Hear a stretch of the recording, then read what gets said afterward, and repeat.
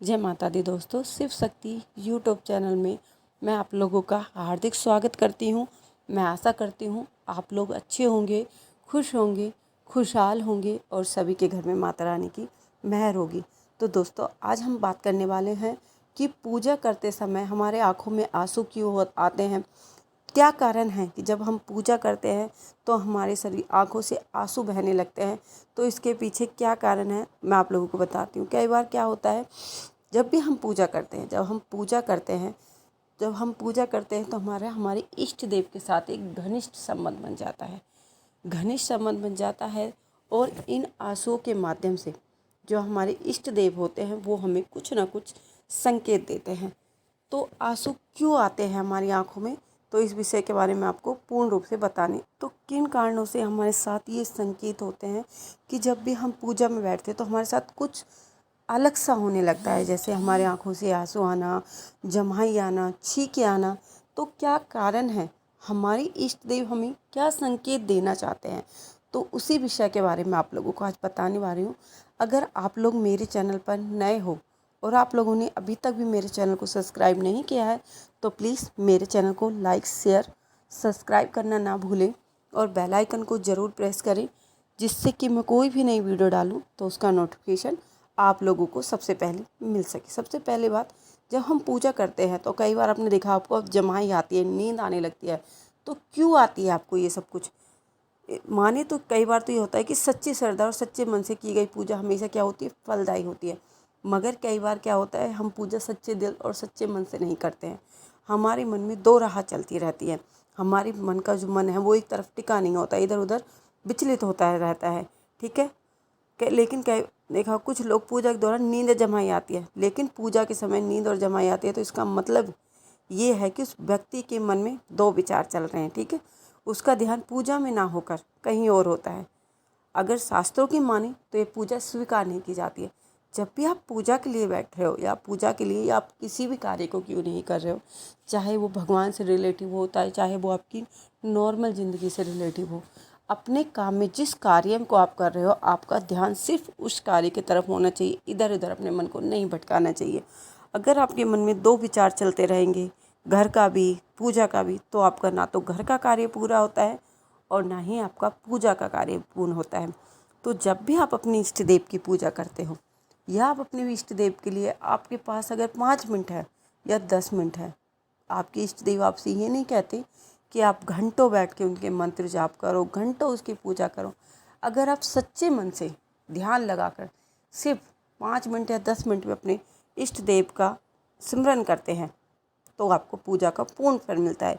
मगर आप पौने पौने घंटे बैठे हो मगर आपका ध्यान इधर उधर भटक रहा है तो आपकी पूजा का कोई फल आपको नहीं मिलता है। इसी कारण आपको पूजा के दौरान नींद और जम्हाई आने लगती है। अब हम बात करते हैं कि पूजा के समय हमें नींद क्यों आने लगती है। पूजा के समय नींद का मैंने बता दिया कि पूजा के समय आंसू आना किस और संकेत करता है।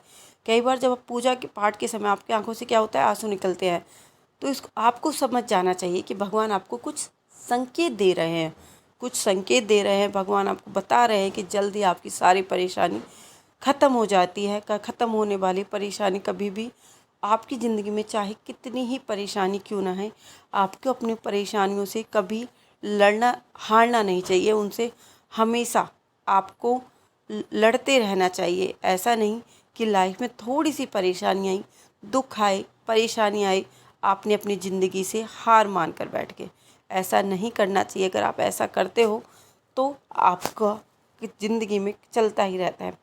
कई बार क्या होता है, इष्ट देव आपको पूजा कर रहे हो तो आपको कुछ संकेत देते हैं, मगर कई बार क्या होता है, जब इष्ट देव जो आंसू होते हैं वो दो प्रकार के होते हैं, एक खुशी के और एक गम के। कई बार खुशी के कारण, जैसे कि आपके मन में बहुत ज़्यादा दुख है, परेशानी होती है आपके अंदर और आप उन सारी परेशानियों को अपने इष्ट देव के साथ साझा करते हो। तो आपकी आंखों से क्या होता है, आंसू बहने लगते हैं। जो गम होता है वो बाहर निकलने लगता है और ईश्वरी सब इससे क्या होता है, आपका मन साफ हो जाता है। जब आप भगवान को किसी के रूप का ध्यान और उनकी पूजा में लीन हो जाते हो तो इसका अर्थ है कि भगवान उस रूप के साथ आपका कनेक्शन क्या होता है, वो जुड़ जाता है। या कह सकते हैं कि आपके द्वारा की गई पूजा सफल हो गई, तो आपकी खुशी के आंसू भी छलक जाते हैं। कई बार जब आपको भगवान की छवि के दर्शन होने लगते हैं, पूजा जैसे आपने ध्यान किया, आपको ध्यान में कुछ मार्गदर्शन आपको इष्ट देव ने आपके ने करा दिया, तो उसके कारण भी आपकी आंखें नम हो जाती है। जब किसी भी साधक को, अगर वो बहुत दिन से पूजा पाठ कर रहा है, अगर पूजा के दौरान कुछ उसे संकेत मिल जाते हैं, तो उस कारण भी उसकी आंखें जो क्या हो जाती है, तो वो नम हो जाती हैं। ठीक है, और अपने इष्ट देव से अपने दिल की बात करते हुए भी उसकी आंखें नम हो जाती हैं।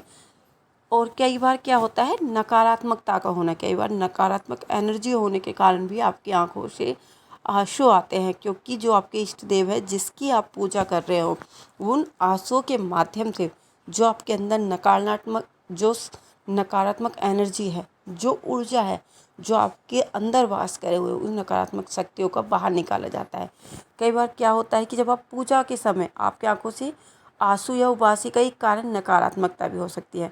जब कभी हमारा मन पूजा की पाठ, धार्मिक ग्रंथ हो, आर्थिक में नहीं लगता, आप चाहते हो कि बहुत चाहते हो कि मेरा, आप चाहते हो दिल से पूजा करना और पूजा करना, पाठ करना, आरती करना, ये सब कुछ कार्य आप करना चाहते हो, मगर जो आपका मन होता है वो विचलित होता है, वो इधर उधर नहीं लगता है, वो एक जगह नहीं लग पाता है, वो इधर उधर भटकता रहता है।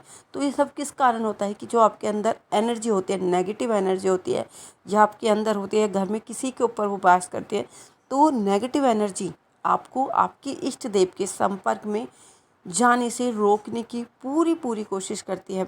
वो आपके सारे राह बंद करती है, सारे रास्ते बंद करती है, जिससे कि आप अपनी इष्ट देव के पास ना जा पाओ। तो इस कारण भी आपके साथ ऐसा होता है।